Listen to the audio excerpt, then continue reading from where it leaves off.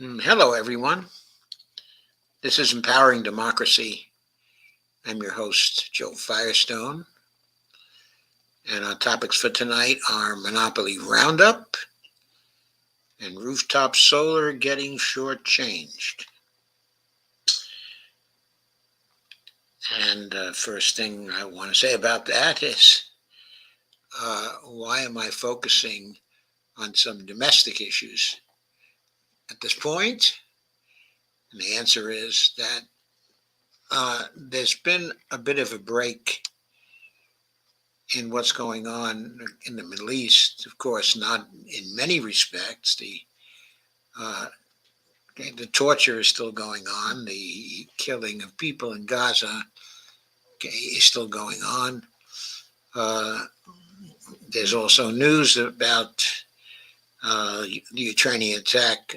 On first, uh, of course, all these are going on, but really big news in the international area seems to be frozen while we all wait for the retaliation by Iran, Hezbollah, and the Axis of Resistance to the Israeli attacks.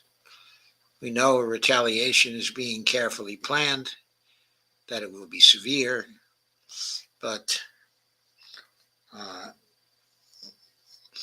we are waiting for that news, to develop. So this creates an opportunity for us to deal with some domestic news, which is important, but perhaps on the back bench right now. So Steve Wolfbrand is here tonight, and Dee is here tonight. Hello, Steve, and hello, Dee. Thank you both for coming. So let's get to the two topics for tonight. The discussions of both are rather extensive. So let's get to the first of these, which is the Monopoly Roundup topic. That's based on a rather long piece by Matt Stoller, written for his newsletter. His newsletter is Big by Max Stoller. It's a Substack. And anyway, the title of it, is actually Monopoly Roundup, the 2024 CNBC shadow campaign to fire Lina Khan. Matt says Lina Khan is the symbol of a new way relationship in the public and big business. A new way relationship. On CNBC, she's the most important candidate on the ticket. Of course, she's not running for anything. She's already the chair of the Federal Trade Commission.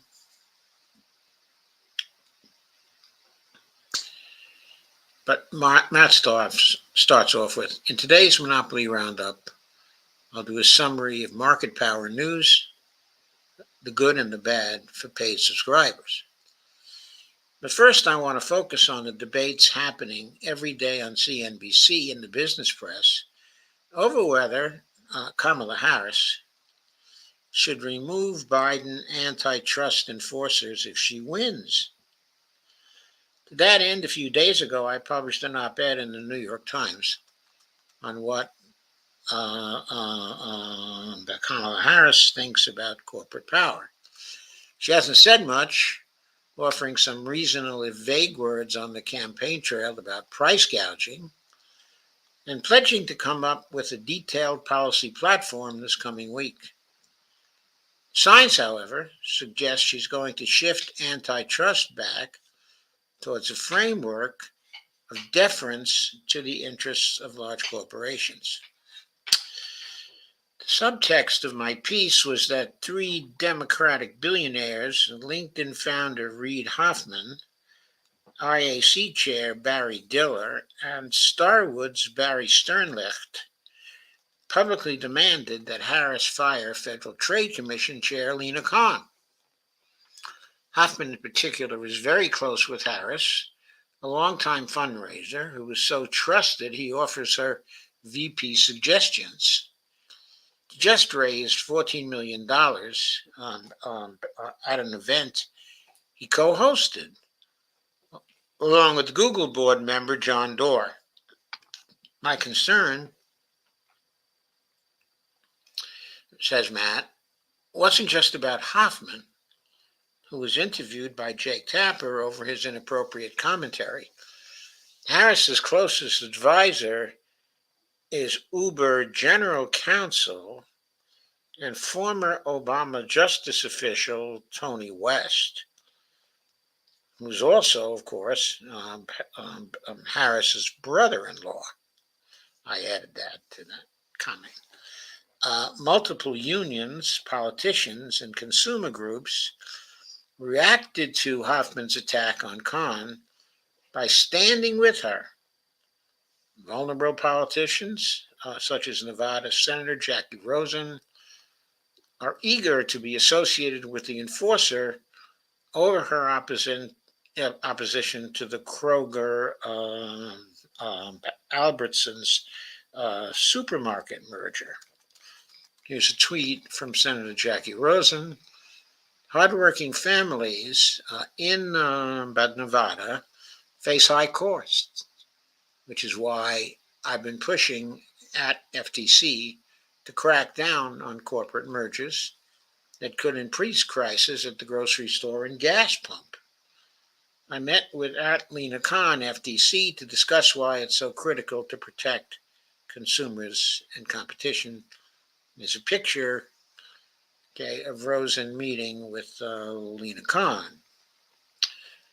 On CNBC and Bloomberg, every day there's a discussion about the election, often with Khan as the subject. For instance, the day my New York Times piece came out, Maryland Governor Wes Moore, who was a close ally of Harris, was asked on CNBC about what Kamala Harris will do about antitrust regulation. And his answer is that she is going to change it from the Biden framework towards a more friendly partnership between government and big business.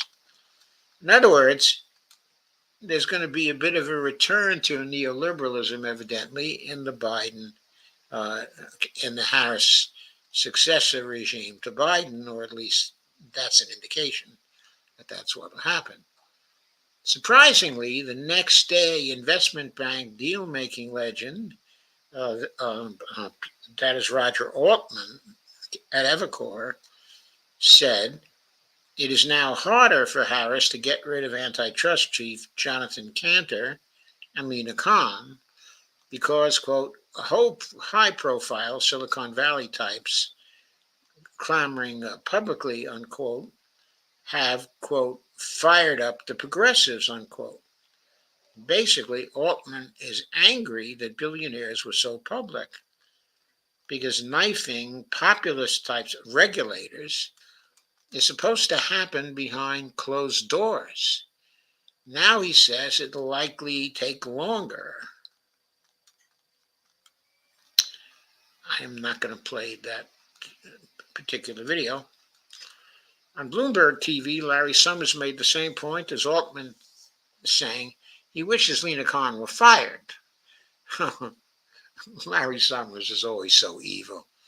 But that doing so, quote, at the behest of billionaires, unquote, is precisely the wrong way to do it.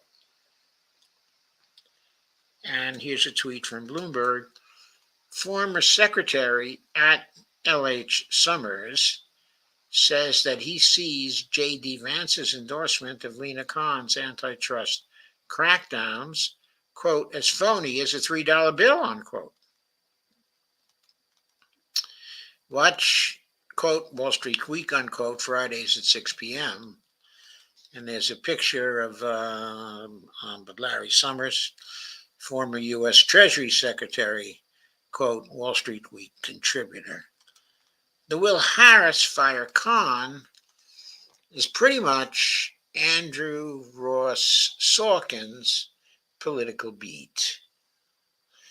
Just as pundits on MSNBC or Fox News discuss the state of the election, Sorkin and finance pundits like New York Post's Lydia Moynihan gossip about the future of Khan.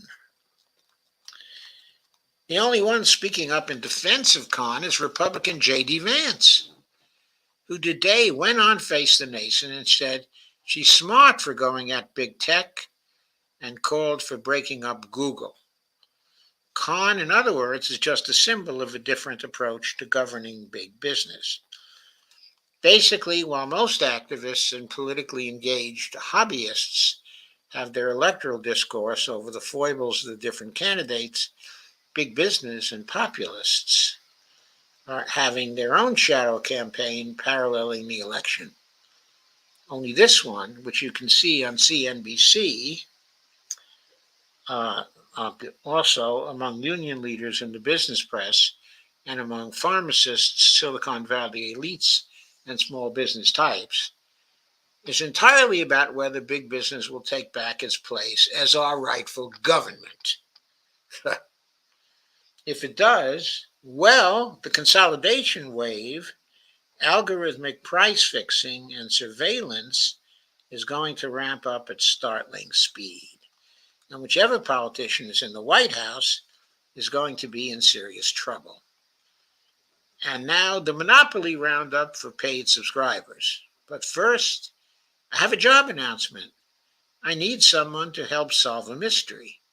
In about a month, a new Google antitrust trial is going to start. This one centered on the search giant's monopolization of ad money that used to go to newspapers. I am hiring someone to cover it for Big and for our sister site, Big Tech, on trial. It is a temporary gig that will last about a month and a half. The courtroom is near Washington, D.C. in Alexandria. If you're interested in antitrust and have a background in journalism, send me a resume and writing sample. It's going to be chock full of exhibits, like this one. I think he meant chock full, but anyway. A 2017 internal Google planning document, which Jason Kint shows is their scheme to divert the revenue used to hire journalists to boost housing values in Palo Alto. The last attempt to cover a trial was great. I'm hoping to regulate that success. Well, I can't go further than that. So that's all at this point. But I was very anxious to share what the big business types are doing to try to go after Lina Khan. Okay, of course, if they convince Harris to fire her, it'll be a tragedy for the rest of us because she does excellent work and she's really been serving as a counterweight to some of the very bad things that the large businesses are doing. It's imperative that there be counter pressure to support Lina Khan, and there has been some actually from the progressives, but it's important that it continue. So that is the first of our pieces for tonight.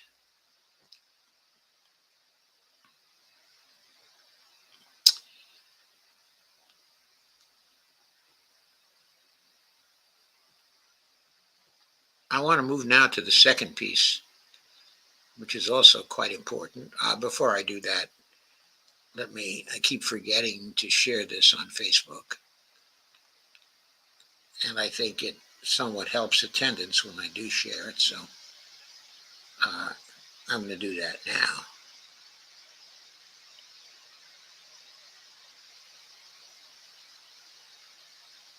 Okay, there we go. Now let's move to the piece on the climate. Thank you for sharing, Steve. Lana, thank you for sharing. Dee, thank you for sharing. Sharing is very important. Also, liking and subscribing is very important. So please do if you haven't already.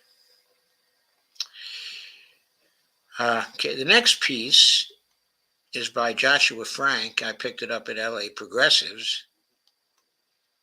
It's also, I noticed, on other outlets with titles slightly different. But on Los Angeles Progressive, the title of it is, quote, "Where California goes, there goes the nation," unquote.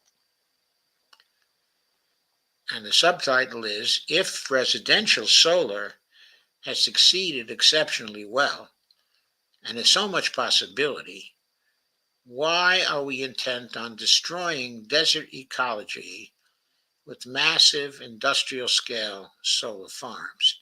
This is by Joshua Frank on August 13th, 2024. There's a picture what would look like some cactuses. Okay. So, California Governor Gavin Newsom appears to be taking climate change seriously, at least when he's in front of a microphone and flashing cameras. His talk then is direct and tough. He repeatedly points out that the planet is in danger and appears ready to act.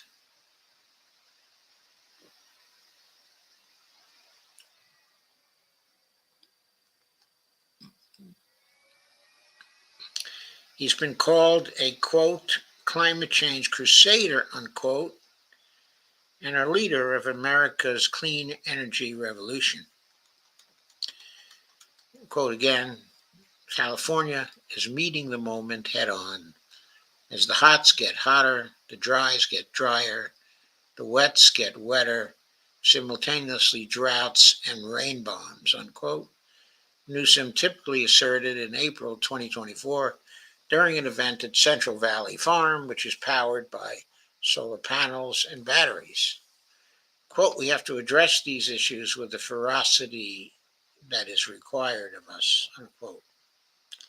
Nice word there, ferocity. We certainly need to meet these things with ferocity. Going on. These are exactly the types of remarks many of us wish we had heard from so many other elected officials addressing the climate disaster this planet's becoming, the culprits behind it, and how we might begin to fix it. True, big oil long covered up internal research about how devastating climate change would be while lying through its teeth as its officials and lobbyists work fiercely against any kind of global warming directed fossil fuel legislation. It's also correct that the issue must be addressed immediately and forcefully. Yet, whatever Governor Newsom might say, he's also played a role in launching a war on rooftop solar power and so kneecapping California just when it was making remarkable strides in that very area of development. So there he is, Bobo Newsom, doing something slippery again. Considering California's residential solar program, its, quote, net metering, unquote, which the governor has all but dismantled, believe it or not, in December 2022, the California Public Utilities Commission, the CPUC, voted 5-0 to slash incentives for residents to place more solar power on their homes. Part of the boilerplate justification offered by the CPUC, Newsom and the state's utility companies, was that payments to individuals whose houses produce such power was simply too high and badly impacted poor communities that had to deal with those rate increases. They've called this alleged problem a, quote, cost shift, unquote, from the wealthy to the poor, It matters not at all that the CPUC, which oversees consumer electric rates, has continually approved rate increases over the years. Solar was now to blame, when, of course, as the paragraph indicates, obviously the CPUC was to blame for the rate increases. It's true that property owners do place those solar power panels on their roofs. What is not true is that solar only benefits the well-to-do. A 2022 study by Lawrence Berkeley Lab showed that 60% of all solar users in California then were actually low to middle income residents. In addition, claiming that residential solar power is significantly responsible for driving a state's electricity rates up just isn't true either.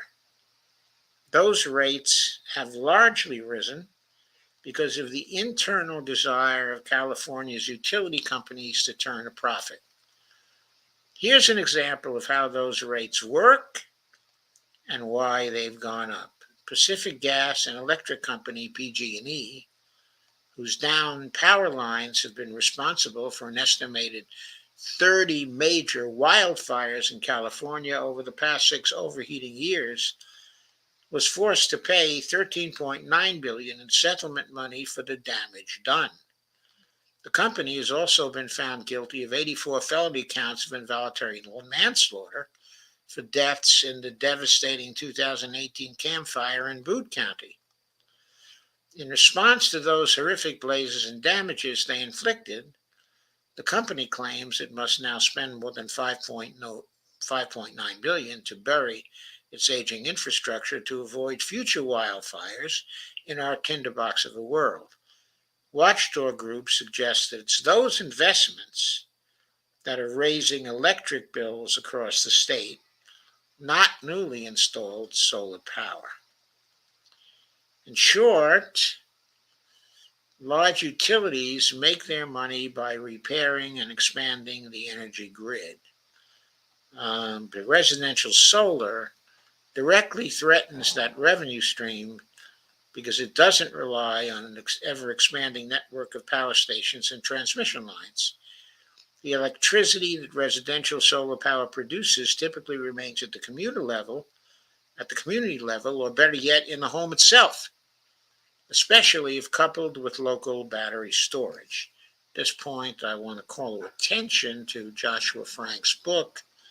It's called, Atomic Days, The Untold Story of the Most Toxic Place in America. Going on. Not surprisingly by 2018, 20 transmission lines had been canceled in California, mainly because so many homes were already producing solar power on their own rooftops, saving $2.6 billion in total consumer energy costs. A recent Colorado-based Vibrant Clean Energy analysis confirmed the savings rooftop solar provides to ratepayers. Their report estimated that by 2015, rooftop panels would save California ratepayers $120 billion. That would also save energy companies from spending far more money on the grid, but of course, that's the only way they turn a profit. Quote, what our model finds is that when you account for the costs associated with distribution grid infrastructure, distributed energy resources can produce a pathway that is lower cost for all ratepayers and emits fewer greenhouse gas emissions, said Dr. Christopher Clack of Vibrant Clean Energy. Quote, our study shows this is true even as California looks to electrify other energy sectors like transportation, unquote. However, such lower costs could mean less profits for utility companies. So they have found an ingenious workaround. They could appease climate concerns while making a bundle of money by building large solar farms in the desert. In the process, nothing about how they generated revenue would change. Energy costs would continue to rise, and little would stand in their way, not even a vulnerable forest of Joshua trees. Next section is solar panel versus the Joshua tree. Quote, why raising, Razing, Joshua trees for solar farms isn't always crazy, unquote. A troubling Los Angeles Times headline read, Sammy Roth, an intrepid environmental reporter who has written insightfully and cogently on the way humanity is altering climate, was nonetheless all in on uprooting thousands of Joshua trees in California's Kern County to make space for that giant solar farm.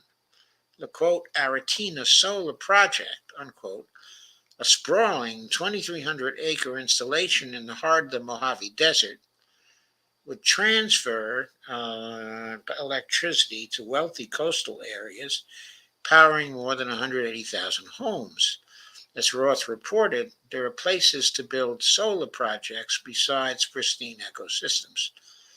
But there's no get out of climate change free card, hence the need to accept killing some Joshua trees in the name of saving more Joshua trees. I feel kind of terrible saying that, unquote.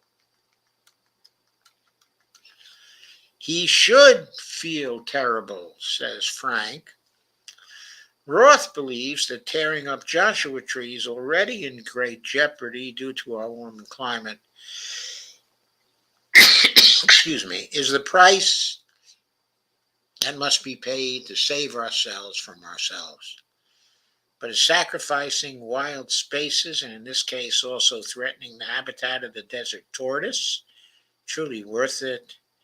Is really this is this really the best solution we can come up with in our overheating world? There do appear to be better options, but they would also upend the status quo and put far less money in the pockets of utility shareholders. Here's how Californians could think outside the box, or in this case, on top of it. A single Walmart roof averages 180,000 square feet. In California, there are 309 Walmarts. That's 55,620,000 square feet, or 1,276 acres of rooftops. Home Depots, there are 247 of them in California, and each of their roofs, I think it's roofs, but roofs, averages 104,000 square feet, totaling 25,668,000 square feet, or around 589 acres. Throw in 318 Target stores, averaging 125,000 square feet, and you have over 39,750,000 square feet, or another 912 acres. And all of this, add all of this up, and you have 2,777 acres of rooftops that could be turned into mini solar farms. In other words, just three big box stores in California cities ripe for solar power would provide more acreage than a 2,300 Joshua tree destroying solar installation in Kern County. That doesn't even include all the Costco's, 129, the Lowe's, 111, Amazon warehouses, 100 plus, IKEA's, 8, strip malls, schools,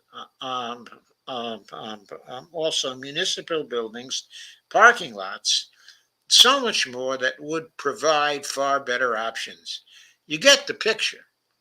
The potential for solar in our built environment is indeed enormous. Throw in the more than 5.6 million single-family homes in California with no solar panels, and there's just so much rooftop real estate that could generate electricity without wrecking entire ecosystems, already facing a frighteningly hot future. By the way, I thought this was a brilliant article. In 2014, It was estimated that solar power from California homes produced 2.2 gigawatts of energy. 10 years later, that potential is so much greater. As of summer 2024, the state has 1.9 million residential rooftop solar installations capable of churning out 16.7 gigawatts of power. It's estimated that 1 gigawatt can conservatively power 750,000 homes. This means that the solar generation now on California's roofs could theoretically, if stored, power 12,525,000 homes in a state with only 7.5 million homes. Already in 2022, it's believed that the state wasted nearly 2.3 million megawatt hours worth of solar produced energy. Solar produced electricity. And mind you, this isn't just back of the napkin math. The 2021 geospatial analysis of rooftop solar, conducted by researchers at Ireland's University of Cork and published in Nature, confirmed what many experts have long believed, that the U.S. has enough usable rooftop space to supply the entire country's energy demands, and with proper community-based storage would be all we would need to fulfill our energy production demands, and then some. Sorry? Virginia is offering. Yeah, Virginia sure needs that.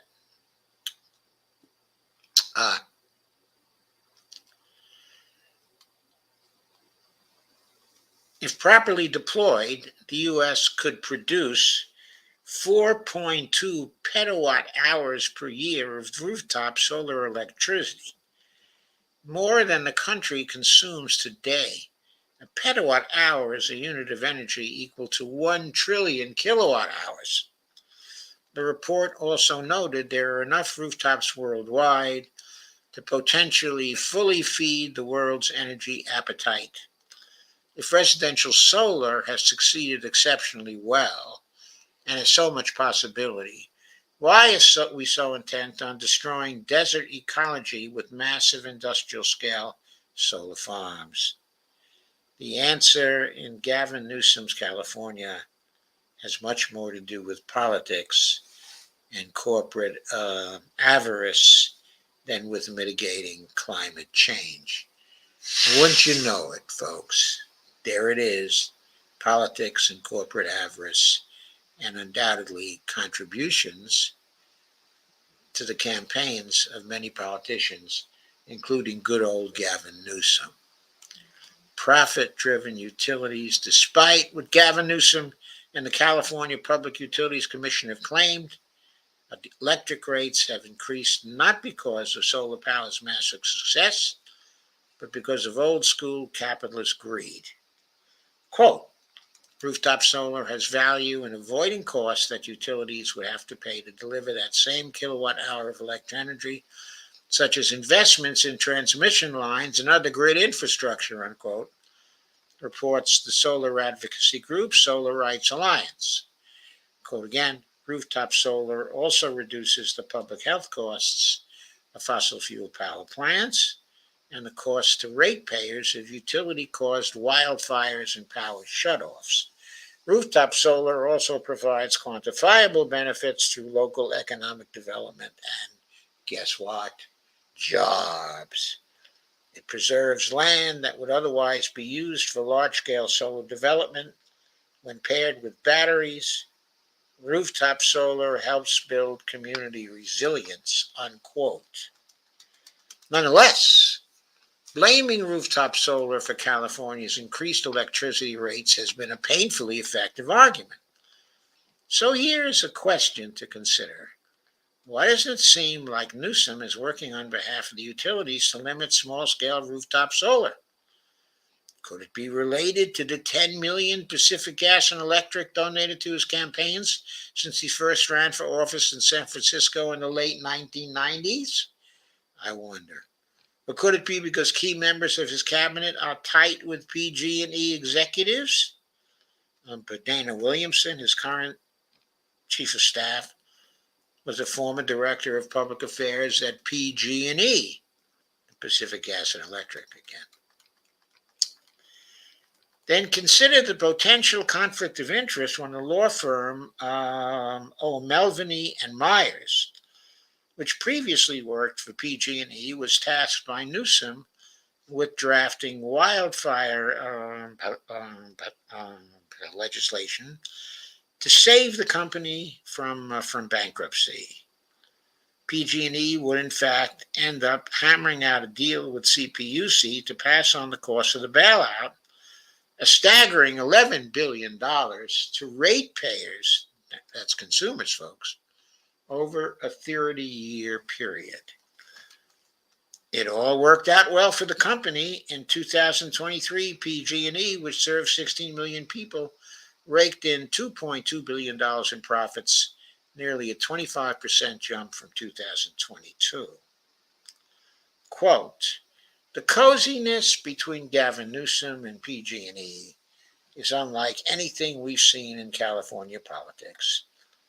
Their motive is profit, which is driven by Wall Street, says Bernadette Del Chiaro, executive director of California Solar and Storage Association, who has over a decade of experience in monitoring the industry. Quote from her, the utility companies have to keep posting record profits quarter after quarter.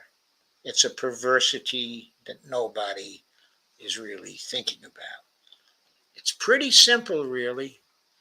Growth means more money for California's utilities. So they've gone all in on expansive and destructive solar farms. Ultimately, this means higher bills for consumers to cover the costs of a grid they're forced to rely on as home solar systems become increasingly expensive. And here's more bad news for the climate.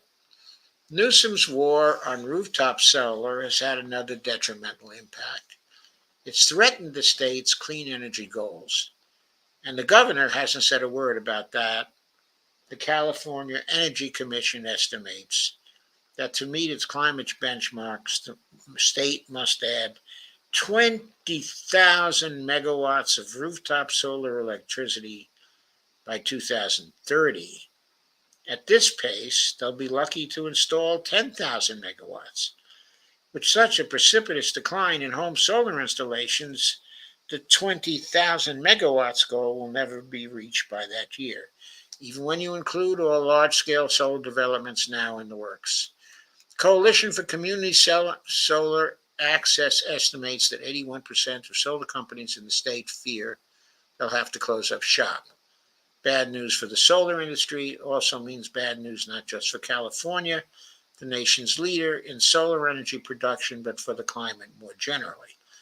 A rapid decline in new solar installations also means massive job losses, possible 22% of the state's solar gigs, or up to 17,000 workers. In addition to such bleak projections, disincentivizing rooftop solar will also hurt the Californians most impacted by warming temperatures and in need of relief. Those who can't afford to live along the state's more temperate coast. Quote, rooftop solar is not just the wealthy homeowners anymore, unquote. State Senator Josh Becker, a San Mateo Democrat, recently told Cal Matters. Quote, from Josh Becker, Central Valley people are suffering from extreme heat. The industry has been making great strides in low-income communities. This Utilities Commission decision makes it harder, unquote. The slow death of new residential solar installations is likely to mean that most of California's electricity will continue to be made by burning natural gas and spending more fossil fuel emissions into the atmosphere. All of this may also be a sign that rooftop solar across the country is in peril. Utility companies and those hoping to gut residential solar programs in Arkansas, Florida, Georgia, Nevada, and North Carolina are already humming Newsom's quote, cost shift, unquote, tune. They, the big utilities, know it's a pivotal time, unquote. Bernadette Del Chiaro tells me, with a sense of urgency and deep concern for what lies ahead. Quote, they are fighting really hard, and they are fighting hardest in California, because where California goes, there goes the nation, unquote. This piece was originally published at Tom Dispatch. I think it's a terrific piece, but more than that, it's another reason to be furious at Gavin Newsom and how corrupt, this guy is. Of course, we're already furious about him for blocking the single payer healthcare, in California, joining with some of the legislature people in blocking it again and again over a period of years. But here's another area where his corruption is terribly damaging to California and even damaging to other states and to the future of the United States. Because the future is obviously from this article in residential solar. That's what we should be doing. We shouldn't be doing what Newsom is doing, in California. So even though I didn't have it listed uh, as a topic, I do want to cover something else tonight. Steve Volpran says we need fusion power. Uh, well, the reason why I'm more for residential solar than fusion power is because who's going to benefit, uh, uh, from fusion power? I mean, places like PG&E are going to go for fusion power because that's going to require, somewhat centralized power and grids, to distribute it. It's not a distributed form of power. You're not going to have fusion power, in every home, at least not, at this point. So I think that uh, um, that rooftop solar is a much better um, um, alternative. But there is a third piece that I wanted to cover tonight, and I'll go to that right now. And that piece is by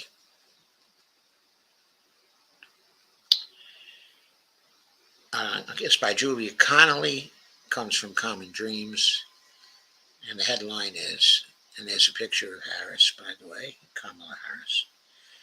Harris unveils sweeping economic agenda with new child tax credit and medical debt relief. I do want to say, to begin with, I think the sweeping economic agenda part of this is really biased. It's only sweeping compared to what others have done. It's not a sweeping economic agenda compared to the economic agenda of Bernie Sanders running for president in 2020. It's just not. It's a pale shadow, of that. But going on with this. So I think the author here has biased this a little by calling it a sweeping economic agenda. It may be sweeping compared to Trump's economic agenda. It may be sweeping compared to J.D. Vance's economic agenda. But it isn't sweeping compared to what our economic agenda would be like if we had someone running and who had a chance to win, who was proposing that kind of economic agenda. Now, we do have someone running. Unfortunately, she has very little chance to win. And that, of course, is Jill Stein. She has a sweeping economic agenda. Kamala Harris, not so much. But going into Harris right now. After announcing earlier this week that U.S. Vice President Kamala Harris plans to take on corporate price gouging with the first ever federal ban in the food and grocery industries, the Democratic presidential nominee's campaign on Friday unveiled details about Harris' broader economic agenda, making clear to advocates that she is focused on lowering numerous costs facing working households. Of course, that is very popular, and that's not a criticism. It's just that these other economic agendas also focus on working households and much else, along with a 4-year plan to boost housing construction, provide financial help to first-time homebuyers, and rein in predatory corporate landlords. Harris announced plans to lower medical costs and provide financial assistance to new parents and families raising young children.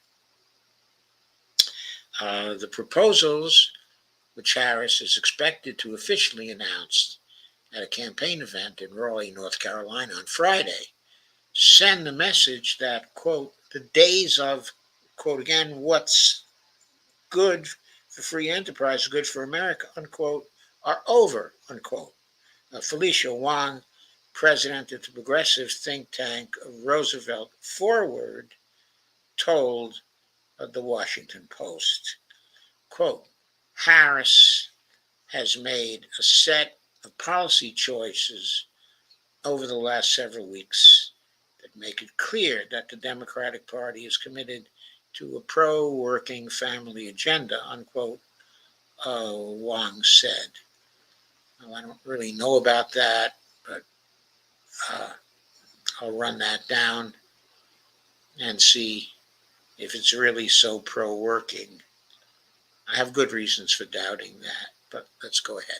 Within Harris' plan to lower healthcare costs, the vice president will include proposals to expand Medicare's cap on prescription drug costs at $2,000 annually to all Americans, and to place a limit of $35 per month, okay, on insulin.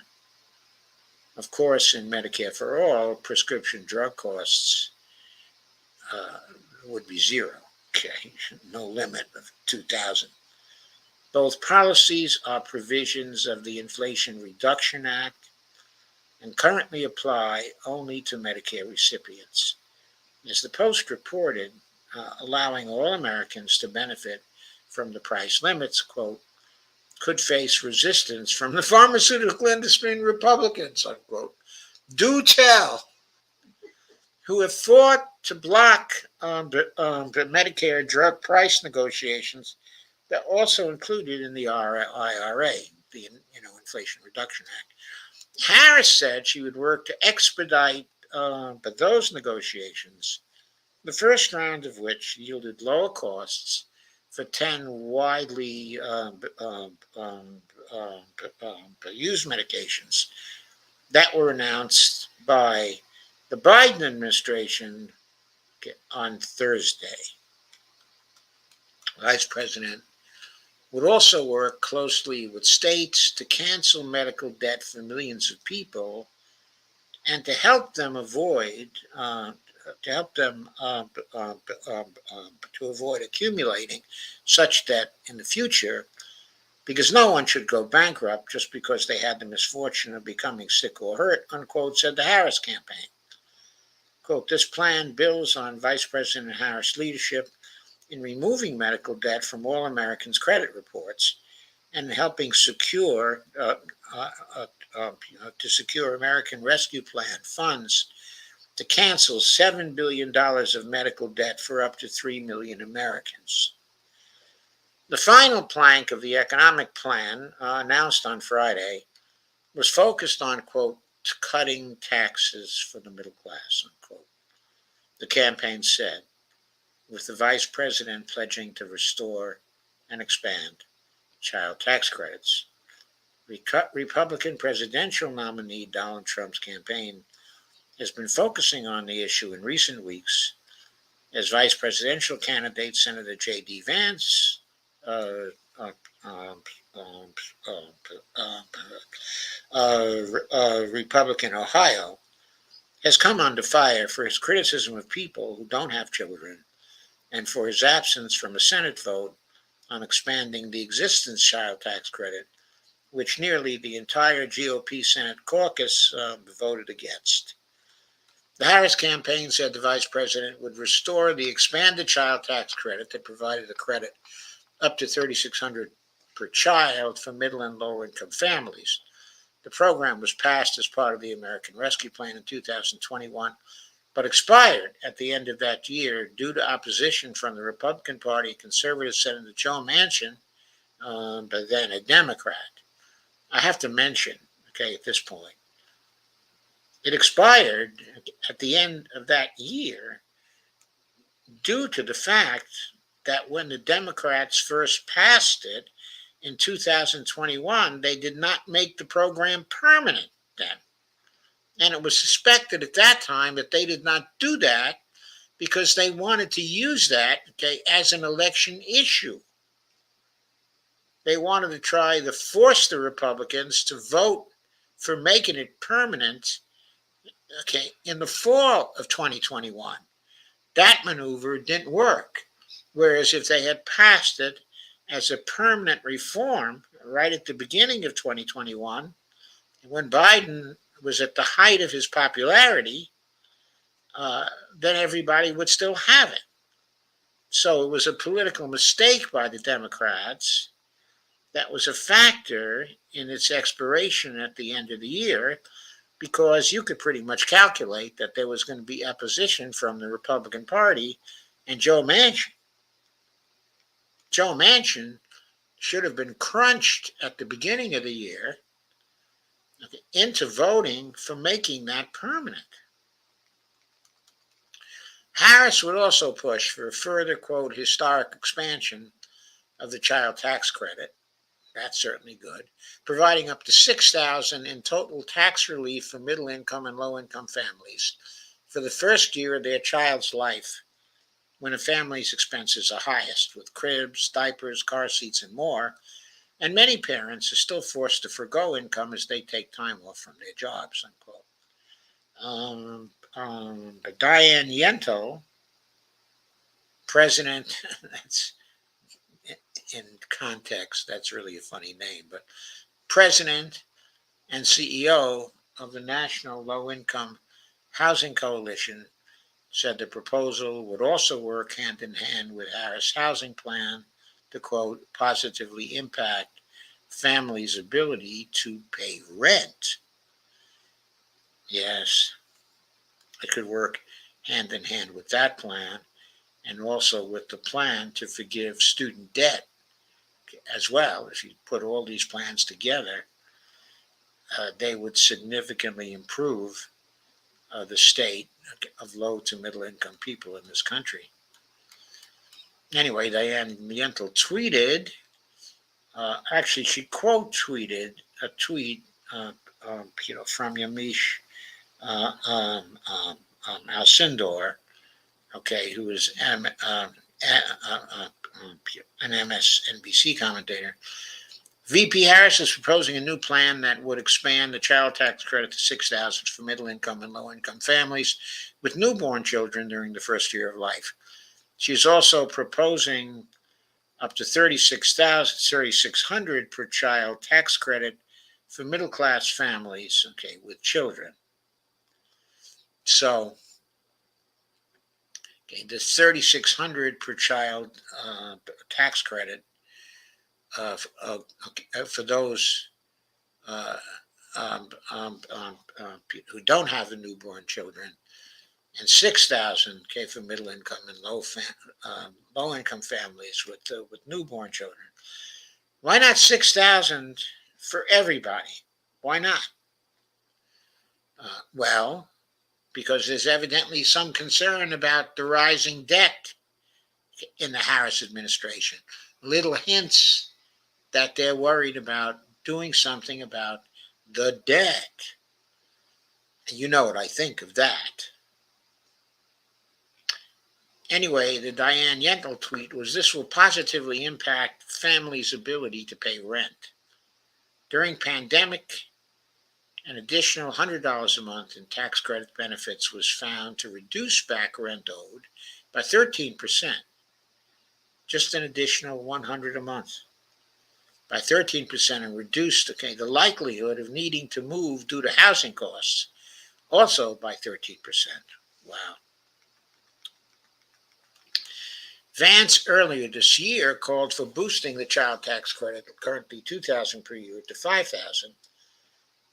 But Senator Ron Wyden, who proposed a package last month that would have raised the cap on the credit for low-income families, said Vance's failure to vote on the legislation exposed him as, quote, a phony, unquote. Quote again, if J.D. Vance sincerely gave a whit about working families in America, he would have shown up in the Senate a week and a half ago and voted for my proposal to expand the child tax credit and help 16 million low-income kids get ahead, unquote, said Wyden. And quote again, he didn't even care enough to use his platform to call on his Senate Republican colleagues to support it, unquote. Maurice Mitchell, national director of the Working Families Party, said that with plans to extend tax cuts that disproportionately benefited corporations and the wealthy, quote, Trump and Vance are going to look out for bosses and billionaires, while Harris and Democratic vice presidential candidate Tim Walz are showing working people that they have their backs, unquote. Well, I don't know if they're going as far as that, but they do seem to be somewhat better than the Republicans. Quote, policies that lift up families will also be popular with voters. Working people want to see action from our federal government to address sky-high costs, unquote, said Mitchell. Quote, by committing to take on greedflation, lower prescription drug costs, making housing more affordable. Kamala Harris is listening to the voters. She needs to turn out in November, unquote. Data for Progress poll late last month showed that 75% of Americans support slashing prescription drug prices. 79% support making corporations pay their fair share in taxes. And 58% support restoring the expanded child tax credit. Joseph Javarges, executive director of Our Revolution,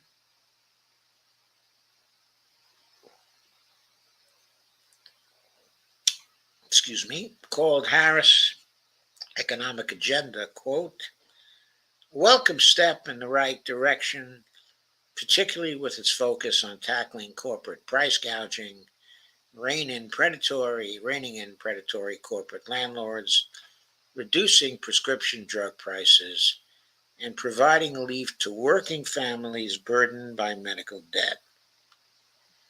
However, to truly address the root causes of economic inequality, we must push for comprehensive reforms that dismantle the structural issues enabling corporations to exploit consumers and workers, unquote, said G. Vargas. Quote again, the Harris-Walz plan's proposals are critical first steps, but the progressive movement will be watching closely to ensure these policies are not only enacted but rigorously enforced to deliver meaningful change that Americans desperately need. One aspect of such meaningful change that Americans desperately need, of course, is Medicare for All. That is noticeably absent from the agenda of Harris up until this point. She is still bowing to the donors when it comes to not supporting, a Medicare for All bill. She wants to play around the edges of the various problems caused by the horrible healthcare system we have now. But she won't go after Medicare for All.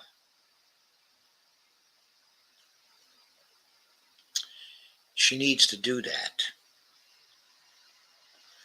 the two most important structural things that have to be done in order to reduce inequality inside of this country is first a Medicare for All program, and secondly, of course, a Green New Deal that represents a just um, transition. And while we see Harris talking about some useful and popular things to do, what they speak of is an orientation to incremental change. And that orientation to incremental change, even if sincerely pursued, is not going to help us to solve the very big problems we face as a nation. Two biggest problems are healthcare and, of course, the climate emergency. She doesn't seem to be addressing those, as yet.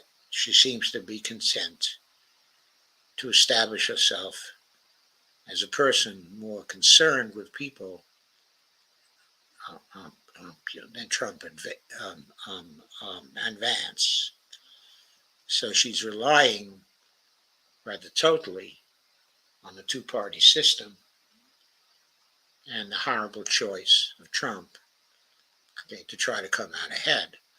One thing that can be said for her is she's not now completely relying on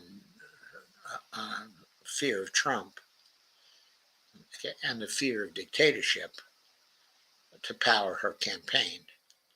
She's now beginning to come up with some constructive measures and some benefits for people. And if she wants to win, of course, that is very essential.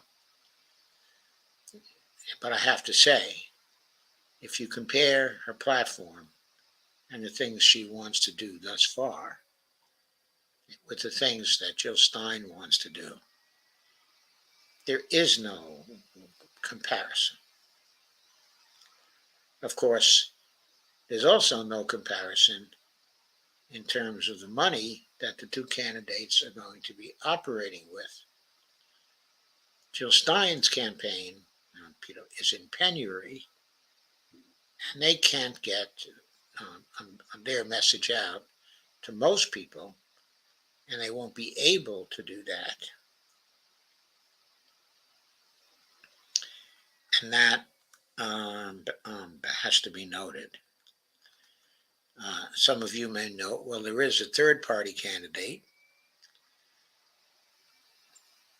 that probably has the money to get his message out and will continue to have it, and who will also be on most, if not all, the state ballots.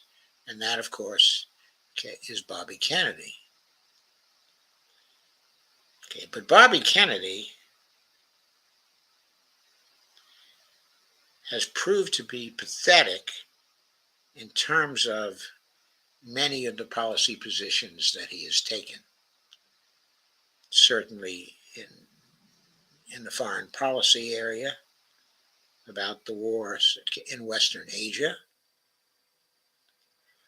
Of course, when it comes to his fixation on the national debt, as a bad thing, which just marks him as someone who's sufficiently lazy not to have read the key works, of MMT.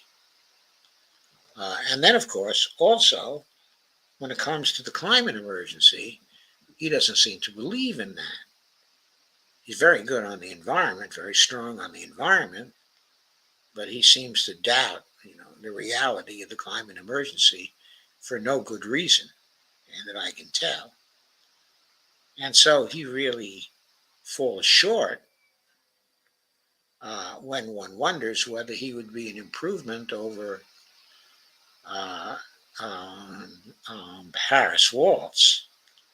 He might be an improvement in certain areas. But probably Harris is going to seek to mitigate the climate emergency. Uh, there are more things that indicate that she'll at least be doing some of that, while he will be doing nothing about that. And it isn't quite clear whether he's going to be doing a lot when it comes to health care. Yes, I know he's going to fight, against uh, the epidemic, of chronic diseases. But what he's going to do to fight against that, isn't awfully clear. Okay, at this point, he talks a good game. Okay, but if people are not going to have free and ready access to health care, then how are you going to help them to battle chronic disease? Okay, it's not going to be possible. So I'm going to consider your comments now.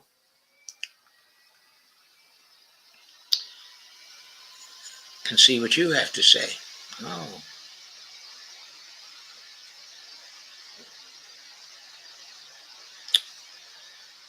So Neshoba Chomak Shuti says, pronounced Butte.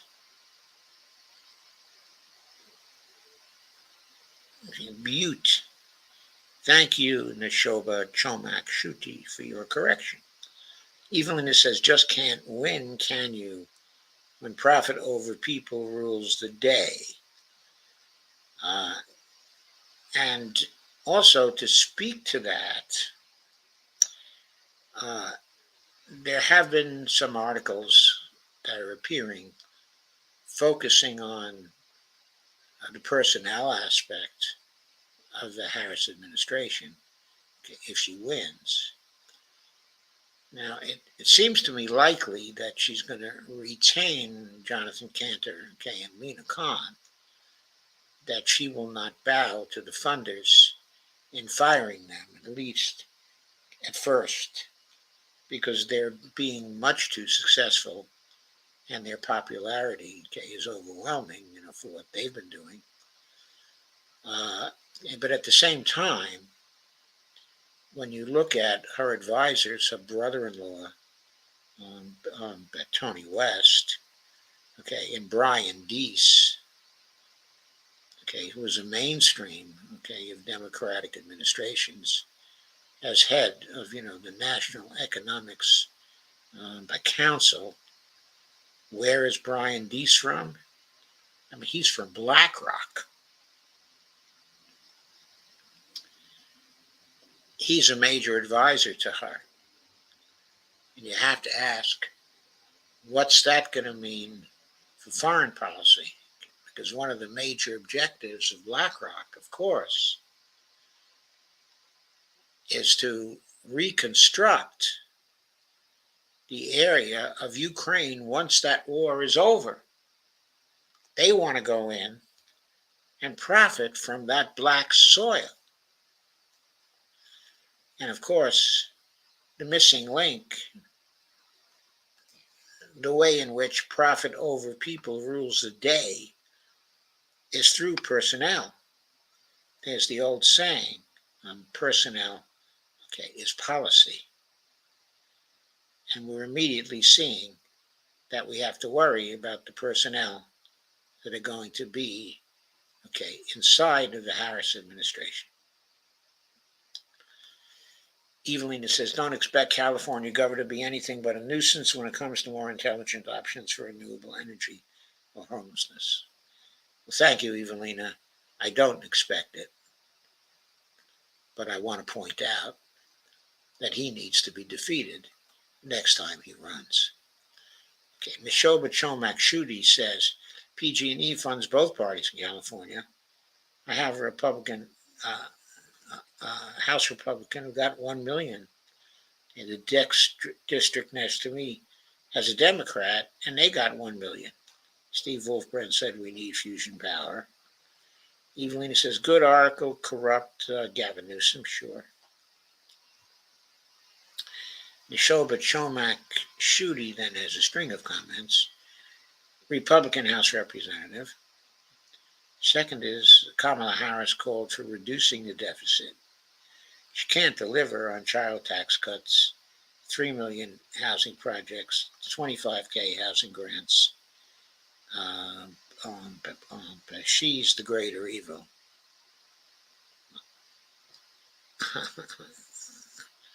She called for reducing the deficit, but of course it depends on how she reduces the deficit.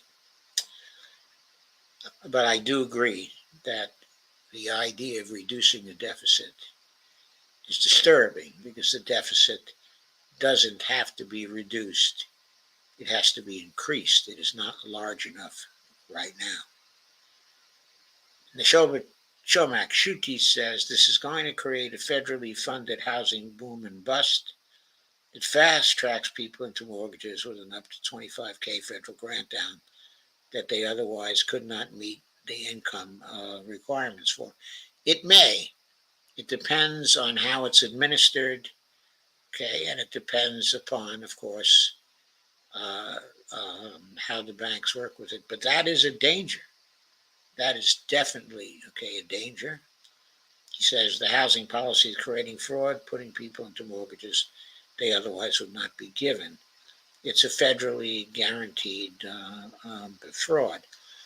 That depends on the regulation that will be imposed on banks.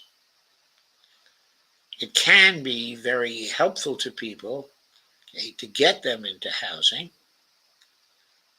but of course, the income requirements cannot be compromised. It's going to depend on the administration. Joe, she's not able to deliver. She can't. She's talking about deficit reduction. It's mathematically impossible to reduce USD in circulation while simultaneously funding federal programs like tax cuts, housing, and grants. Well, I know that because I am an MMT political economist.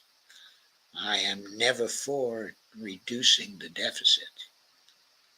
It is, I'm never for it. Okay. That's the Obama in her. In other words, she has people from the Obama administration she talks to. She has people from the Clinton administration she talks to. I don't believe she has a lot of MMTers she talks to. And that is the problem. So she wants to trim by talking about reducing the deficit.